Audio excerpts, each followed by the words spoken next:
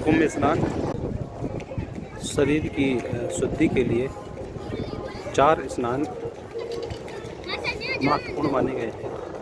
यह 4 स्नानों का वेदों में वर्णन है। पहला स्नान है जल स्नान, दूसरा है भस्म स्नान, तीसरा है सूरज स्नान और चौथा है अग्नि स्नान। तो जो महाकुंभ है वो जल स्नान से संबंधित है और बोला जाता है कि सभी स्नानों में मनुष्य को करना चाहिए। और इसी बात को ध्यान में रख करके कुंभ का आयोजन यहाँ पर होता है। स्नान करने से जो हमारे पाप हैं, जो हमने अकारण किए होते हैं, उनसे मुक्ति मिल जाती है। और कुंभ स्नान का जो महत्व है वो अपने पितरों को लेकर कुंभ का जो महत्व है वो अपने पितरों को लेकर के है। बोला जाता है कि जो पितृ जो हमारे पूर्वज हैं, अगर आपको कुंभ में स्नान करते हैं तो उन्हें भी शांति मिलती है। कुंभ महाकुंभ जो महोत्सव है वो मकर संक्रांति से ही प्रारंभ होता है और उसके बाद इसमें शाही स्नानों की जो तिथि है वो निर्धारित की जाती है। हरिद्वार में जो कुंभ का आयोजन हो रहा है उसमें इस बार 4 शाही स्नान निर्धारित किए गए हैं। पहला शाही स्नान जो होना है वो 11 मार्च को होना है। दूसरा जो शाही स्नान है वो 12 अप्रैल को है। तीसरा जो शाही स्नान रखा गया है वो 14 अप्रैल को है। और चौथा और जो अंतिम शाही स्नान आपको देखने को मिलेगा वो मिलेगा 27 अप्रैल को। ये हर की पौड़ी का मुख्य घाट है। प्राचीन काल में जो कुंभ स्नान होता था वो इसी घाट पे होता था। बाद के समय में और अधिक घाटों की स्थापना हो गई, लेकिन अगर हम मुख्य घाट की बात करें तो जो कुंभ के लिए जो मुख्य घाट माना जाता है वो यही माना जाता है। इसके अगर आगे चलें आपको तो यहाँ पे प्राचीन गंगा मंदिर और गंगा मंदिर आपको प्राचीन गंगा मंदिर, भागीरथी मंदिर आपको आगे देखने को मिलेंगे। तो ये यहाँ का मुख्य घाट है। ये यहाँ का घंटाघर। जब भी आप आएँ, अगर आप गंगा में कुंभ में स्नान करना चाहते हैं और गंगा में आप स्नान करना चाहते हैं तो संभवतः आप सबसे पहले इसी घाट में आएँ और यही घाट सबसे बेहतर और पवित्र घाट माना जाता है। ये देखिए आगे आपको मंदिर दिख रहे होंगे। ये भागीरथी मंदिर है, ये लक्ष्मी नारायण मंदिर है और वो गंगा मंदिर है, विष्णु जी का मंदिर है। और वहाँ पे बहुत सारे जो मंदिर हैं वो बनाए गए हैं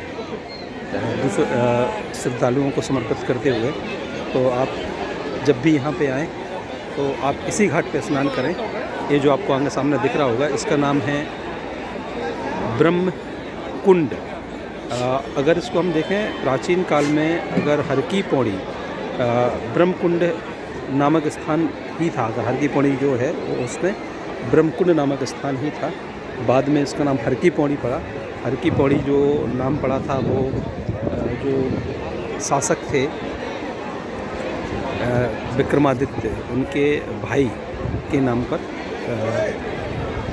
भरतहरि जो उनके भाई थे, जब वो सन्यासी बनते हैं तो उन्हीं की स्मृति में यहाँ पे पीढ़ियों की स्थापना की गई थी। जब ये स्थान, तब से ये स्थान हर की पौड़ी कहलाया।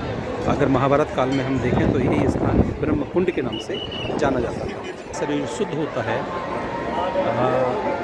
कुंभ के बारे में अगर हम देखें तो यही बोला जाता है कि अगर आप साधारण तरीके से स्नान करें तब आपका शरीर शुद्ध हो जाता है। उसके बाद अगर आप पूजा भी करना शुरू करते हैं स्नान करने के बाद तो मन भी शुद्ध हो जाता है। और अगर हम महाकुंभ की बात करें तो ऐसा बोला जाता है कि महाकुंभ में स्नान करना अपने जो पाप हैं उससे मुक्ति आपको मिल जाती है। आपके जो पितर हैं वो शांत हो जाते हैं और आपका पूरा जो तन है, जो पूरा मन है वो निर्मलता से निर्मल हो जाता है। तो इसीलिए बोलते हैं कि अगर आपके पास टाइम है और आप टाइम है तो आप कभी भी कुंभ स्नान कर सकते हैं। तो कुंभ स्नान करना न केवल धार्मिक महत्व से संबंधित है, बल्कि ये वास्तविक रूप से बहुत ही पुण्यात्मक कार्य है। बोला जाता है कि इस जगह जहाँ पर आज हम हैं, हरकी पैड़ी के मुख्य घाट पर, यहाँ पर सकारात्मकता से भरी हुई ऊर्जा हमें प्राप्त होती है। इसका जो मुख्य कारण है वो ये है कि अगर आप देखें तो इस जगह पर सूर्य, बृहस्पति और मंगल, इनकी सम्मिलित किरणें यहाँ पर पहुँचती हैं और इन सभी किरणों की वजह से इस क्षेत्र में सकारात्मकता का बहुत अधिक संचार हो जाता है।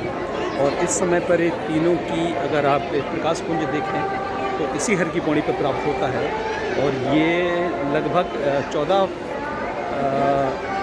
जनवरी यानी कि मकर संक्रांति से लेकर के इसकी एक तिथि निर्धारित की जाती है। जैसे इस समय तो 27 अप्रैल की गई है, ऐसी एक तिथि निर्धारित होती है, लगभग 2 या ढाई महीने उसकी किरणें इस क्षेत्र में पड़ती हैं।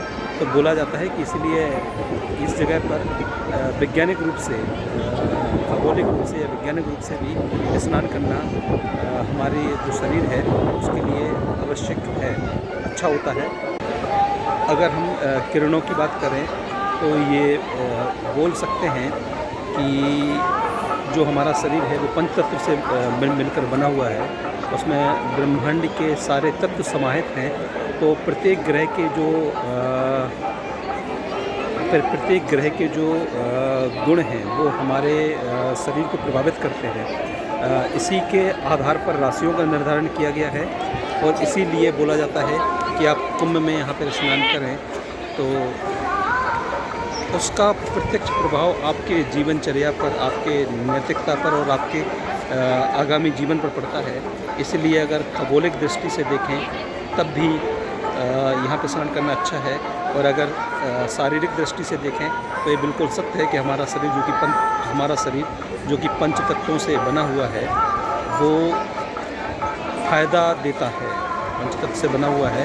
तो ये जगह जो कि प्रकाश पुंज के रूप में आज यहाँ पे स्थित है, जिसमें आपको सूर्य, बृहस्पति और मंगल की सारी किरणें यहाँ पे आके मिल रही हैं, तो उससे भी आपके शरीर को काफ़ी लाभ मिलता है। आप यहाँ पर स्नान करने ज़रूर आ सकते हैं। कुंभ का अगर सिद्धांत हम देखें तो बोला जाता है कि जो कुंभ था वो अमृत मंथन से संबंधित है। इसमें अमृत सागर मंथन हुआ और सागर मंथन के बाद, ये देखिए इसमें सागर मंथन करते हुए दिखाया गया है। सागर मंथन के बाद इसमें अमृत निकलता है और उस अमृत के बंटवारे को लेकर के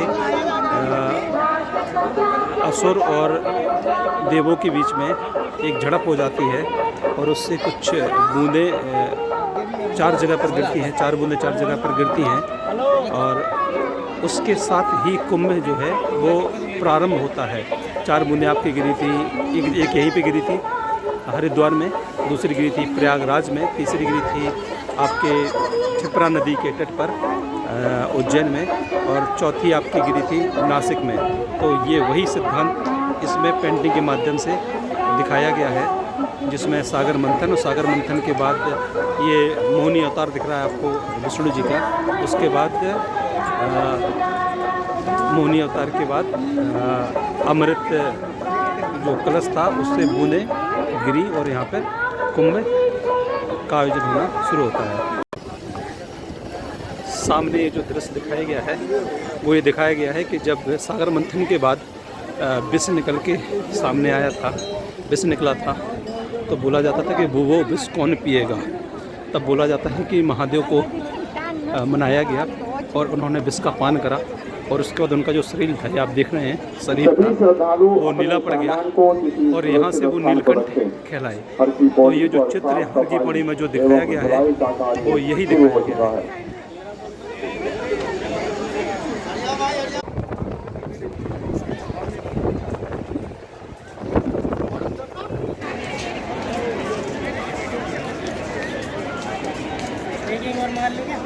क्या दुख गया?